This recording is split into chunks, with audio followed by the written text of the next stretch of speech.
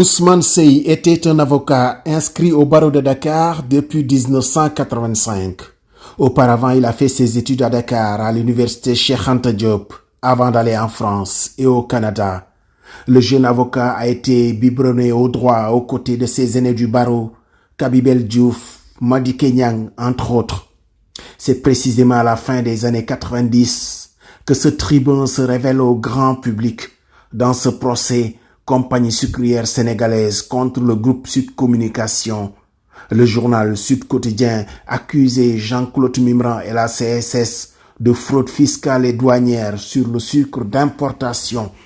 Maître Seye sera un pilier de la défense du groupe de Babacar Touré et il gagnera par la même occasion ses galons de ténor du barreau de Dakar. Son parcours de militant de gauche, marxiste, l'a cornaqué à la politique. Ousmane Seye a été l'avocat de l'opposant Abdoulaye Wade. Wade, président, en fera un ministre conseiller. Et parfois, il a toqué sa robe d'avocat contre un camouflage de visiteur du soir du palais. Ousmane Seye emportera avec lui les termes du protocole de Rebeuss qui permettait à Idrissa Seck d'être élargi de prison. C'était aussi un farouche opposant à ce que lui-même appelle les pouvoirs exorbitants du procureur.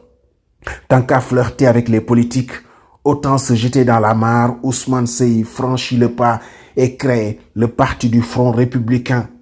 Il ne quittera plus jamais ses fonctions politiques. Auprès de Wade d'abord, puis avec le président Macky Sall, Ousmane Seye était vice-président du HCCT. Les contentieux pré- et post-électoraux, c'est lui qui gère pour Benno Bokk Yakaar. Il porte la parole dans les médias, auprès de l'opinion et va plaider dans les prétoires. Ousmane Seye rejoint son ami Thione Seck, dont il était le si déterminé avocat. Il avait certainement sa petite idée pour porter le débat d'actualité autour de l'éventuelle candidature du président Macky Sall en 2024.